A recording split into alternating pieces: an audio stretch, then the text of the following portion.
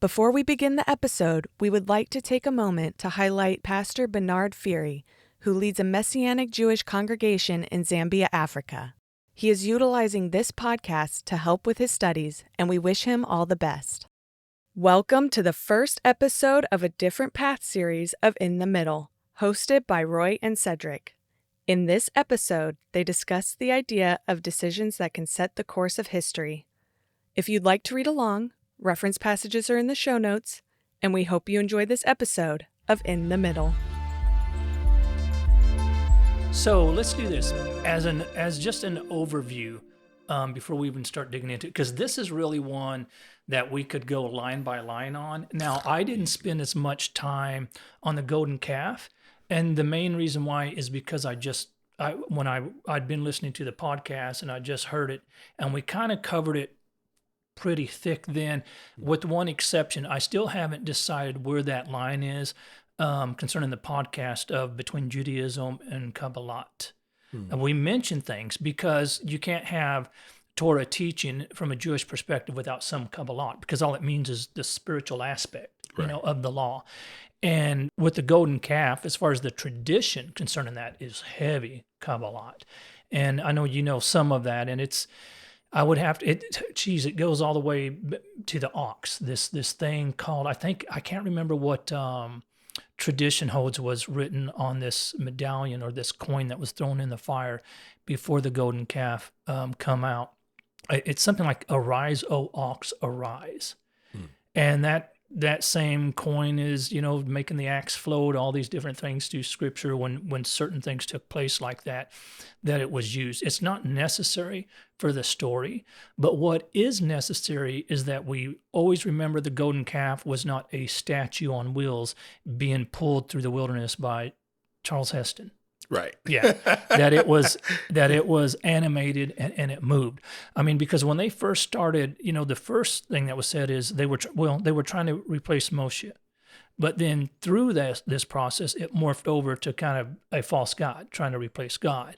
Yeah, because they started actually worshiping this representation that had been created. So, yeah, absolutely. And the reason why it's important to bear that in mind is when we look at the wilderness story, we go from miracle to backslidden, and the question that has to be answered is, how can you have just seen that, and then a couple of chapters later, you're making the golden calf? But then it's also important to notice, and I never realized this until when we were doing the Torah study, and your wife was here one time, and something that was said, but it dawned on her, this is not chronological. Right. And so if you read it as chronological, it kind of plays out a different way than if you understand at the same time Torah has been being given to Moshe, at the same time the Ten Commandments are, at the same time he's on Mount Sinai is when the golden calf incident is happening. But it is important to note that the poetic flow of this story is redemption and then the sin. Redemption and then the sin. So before the sin takes place, Torah at least is already talking about what the plan is to correct this situation. Right. So for the golden calf, that's kind of the gist of it. But man, there is so much in this one, and I feel like we say that every time. But I'm because you brought to my attention how the first time Moshe comes down, he's carrying something that is the work of God. Yeah. And then the words of it are written. His words are written into this work that he's created. Yeah. And that is what Moses, is carrying down the mountain. And that it is broken is a act of mercy for the children of Israel, because of course this is a work of God. This is something God has created, and then he's carved his words into it for it to be. If we had come in contact with that, if the children of Israel had come in contact with that, the very substance of it would have had to have been realized in that moment. Yeah. And because of where the children of Israel were when he came down from that mountain, they would have died. Very likely. Yeah. This is what I'm thinking. They come in contact, they behold this, it becomes a part of them, and immediately what they've just been engaged in there's an indictment, and the consequence of it has to manifest. Yeah. Like, because it's God's works and word all in one. But then the interesting thing is, even though God was talking to Moshe while he was forming this thing, when Moshe came down, his face didn't shine. Right. But when God told him, all right, now you carve tablets similar in dimension to the ones you broke, and carry them up this mountain. And I'm going to repeat to you the words that I carved into that first one. And you're going to put them into the second one. Yeah. And while he was up there hearing hearing these concepts and precepts and principles, it manifested in him in such a way that when he came back down, his face shone. Yeah. I'm like, but he received the word the first time, right? But a different Moshe is born out of this. Exactly. And it goes back when I was younger. I think I made a fatal decision. There's times at our age, you look back on certain decisions you made in your life, and if I'd have went left instead of right, where would I be today? My first decision, and this is a horrible example, I had the choice to see Star Wars or Jaws. And I went and saw Jaws. And I wondered if my life would have been different, because if you think about a lot of people do what we do, or, the technical people, Star Wars, anything with technology. Right. I wanted to see my kids refer to it as a sock puppet because of how it looks compared to today's animations. Right. But I went and saw Jaws instead. But there was a time I had a opportunity to take a newsroom position, to be newsroom director. And because it was in a town that had a higher crime rate than ours, and my kids were still toddlers at that time, I didn't take it. But that definitely would have set me on an incredible different path in life. And I actually regret it, by the way. I wish because my relationship with the news now, it's not a good one. I don't like the news, but I would have liked to have been maybe someone who could help frame that, if I'd had 30 years in that. And so in this decision, what would the world be like if it would have been the first set of tablets versus the second set of tablets? Right. What would the impact? I mean, our father was getting incredibly involved with a very physical task at this point. Right. And it's hard to say because in Jewish thought, the two sets of tablets are not the same. It's not the same. So the first set, then we kind of hold that we would not have had the problems that we ended up having had we accepted that first set, had we done right and entered into that. The second set is Torah as we know it today, or, well, I wouldn't say Christianity. Well, yes, Christianity as we know it today would have been impacted by that as well. Because if you refer to it as Judeo-Christianity, it's still got the Judeo Right. background to it. And there were some problems that came with that, not on the side of Torah itself, as we kind of read in the New Testament last time, but on our implementation of it. So it's kind of the idea, had we received it the first time, the power to do what we were supposed to do would have came with it. Right. When now Moshe's carving it out, now it's a co-effort. Right. God does his part, but now you have to do your part. It's the same thing we saw in the Garden of Eden. Had we not eaten from the tree of knowledge of good and evil, we would not have to work so hard to put provision on the table. But once we made that decision and we did that, now it's a co-effort again. God does his part, and then you have to do your part. Is there anything else just in your overview reading of it that kind of, I'm kind of comparing where we are this year versus last year. So is there anything that struck you as different or kind of grabbed you a little differently this year? There's a moment after, of course, Moshe comes down, the tablets are broken, all that stuff, and he is furious with the children of Israel. Yeah. And he grabs the golden calf and burns it to ash. Like, how long do you have to burn gold to turn it to ash? Yeah. And then sprinkles, like, that's fury. Yeah. And then sprinkles that on the water and forces the children of Israel to drink it. And then says, everybody's that's for the Lord, come to me. And the Levites come. Yeah. And he tells them, okay, get your grip, strap up, and you're going to go out there and I want you to kill your brothers and your friends. Yeah. And they go out there and they kill 3,000 people and come back and he says, this day have you been set apart because you did this for God. Yeah. Now, the thing that immediately stuck out to me is set apart, which is a concept that in Christendom we say that we are set apart. We are a royal priesthood set apart, and for the Lord, and the weight of that, what was required in that moment to be designated set apart. Most of us won't even disagree with each other when we know stuff ain't right. Yeah. Let alone hold anybody accountable. Set apart, the standard for being set apart back then was obviously much higher. Very much so.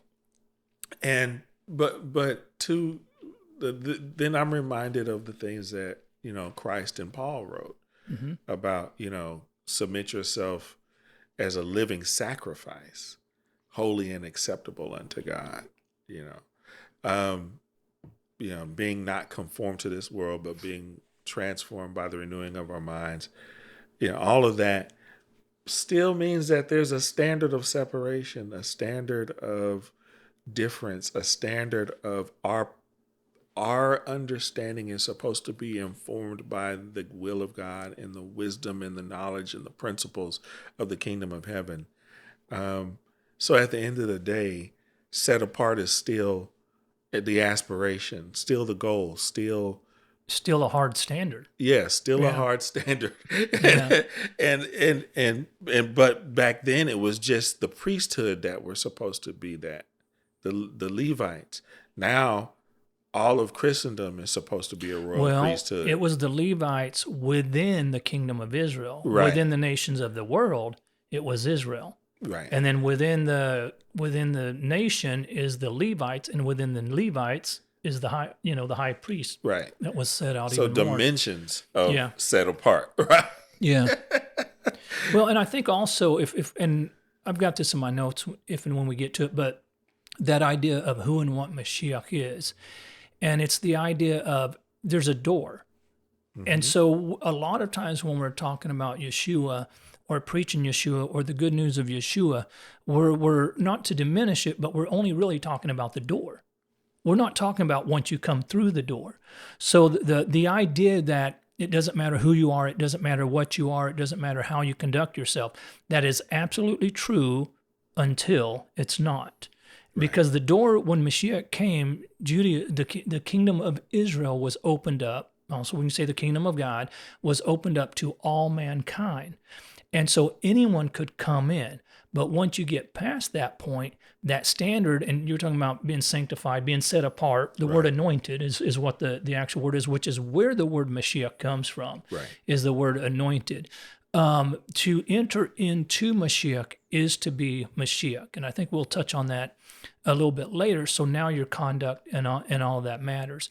But real quick, well, first of all, we're in Exodus chapter 30, in Shemot chapter 30. And the Torah portion is what, Cedric? Ki Tisa. Ki Tisa. Yep, Ki Tisa. And so the interesting thing, and I think I've said this before, but when I was first getting to a place where I could read Hebrew okay or start picking up words, this is one of the Torah portions that I was trying to read in Hebrew, and it literally says, Ki Tisa et rosh b'nei Yisrael. That is such an easy sentence. Other than the fact that it doesn't take, verse 12, it does not say when you take a census. It doesn't say that at all. And so that it became a very confusing thing, because what it actually says, Ki Tisa et rosh, lift up the heads, B'nai Yisrael, of the children of Israel, to lift up their heads.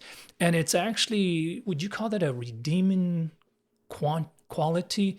It's after punishment has been doled out, or Well, yeah, we're on the back end of the process of this, that when the head is down, the idea that you know what you've done, you hang your head in shame, even though we see that they were kind of forced to this place of knowing what they did, which is also a byproduct of this hard contract for Israel to be set apart from other nations. But once they did, it's the idea that their heads are down, they're in a lower place because of the sin. But before we move forward, lift up the heads of the children of Israel. Ki Tisa. Right. And it, to me, what's beautiful in that lifting is the commonality that it gives everybody. Yeah. Whether poor or rich, no matter what you were before this moment, the thing this is that all man equal. This is an equalizing moment. So, no matter where you were before this moment, in this moment, coming before God, you are all the same. Period. There's no, and he's quite clear on his instruction. If they are wealthy, they're not to give more. If they're poor, they're not to give less. Right. This is what this is. And it's amazing, that principle is right there at the onset. Yeah. Right. And, of course, we have our own struggles with that throughout life and throughout society, but God is so consistent in that. Yeah. He's consistent with it here. He's consistent with it later in Leviticus. He's consistent with it later in Deuteronomy, where he's talking about don't have unequal weights, and it's an abomination. That's a big one. Yeah. All of these things. He is so consistent with making sure that we understand that before him, we're all the same. Yeah. There's no, and this is the Rev Rav that we're talking about. Yeah. These are people that were Egyptians that left Egypt and came with the children of Israel that had been, through the generations and the tribes and yada, yada. These are also, the 12 tribes and the descendants and the half tribe of Manasseh and Ephraim. There's all of the representation of all of these different, there's Midianites in the mix. There's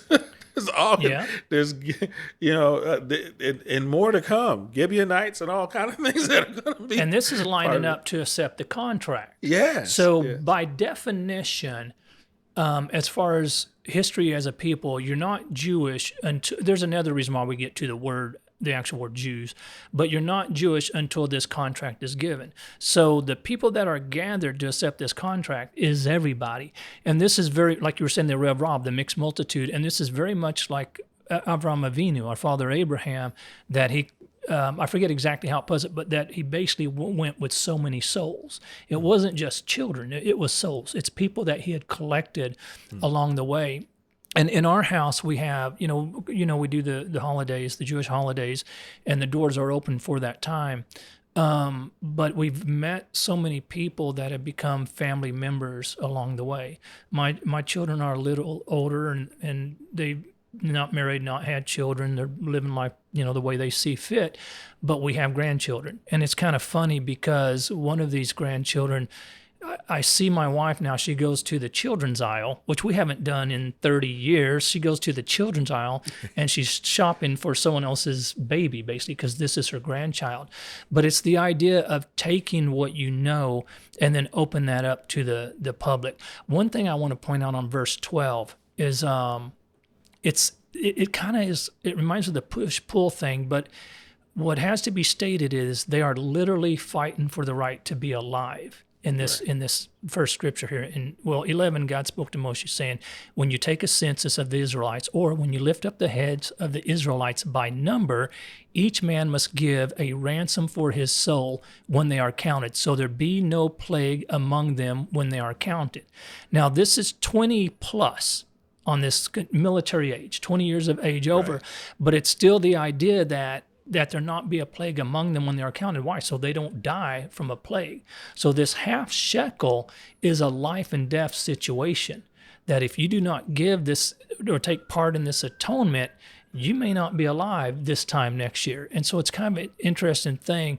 There's the mercy of lifting their heads, but we still got to face what happened. We still got to sum the accounts on what happened there. And also I should add the equivalence of this half shekel, and this is give or take, depending on the actual day, is about $10 in today's money.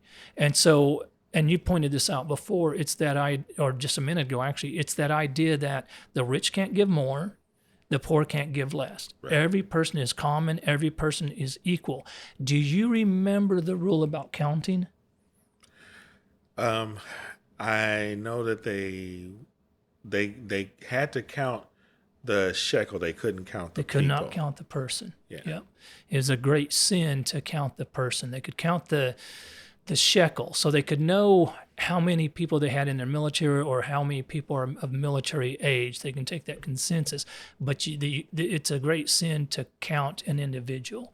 And we've talked about this quite a bit, to reduce them as a resource, hence the half shekel, that there's not... I mean, that half shekel was used to buy silver for the tabernacle. It wasn't an amount that you could bring in or someone give to get close to the high priest, to get in good with them, to, right. to have their money to kind of, which is, by the way, what was happening 2,000 years ago when Mashiach was here. The way the offering system was specifically during that time is, I guess, kind of like what the Catholic Church did and what was it 80s and 90s? You kind of, if you did something wrong, you could kind of buy your way out of it by certain penance, but it was being right. marketed and sold. That was happening to us 2,000 years ago. People were buying. So there was no one holding them accountable, well, till John the Baptist came along and just messed everything up. Because if you had power, you got away with stuff. And this rule was to make sure that never happened. That is literally how the Protestant church came into existence, because Martin Luther protested that system in Catholicism. So yeah.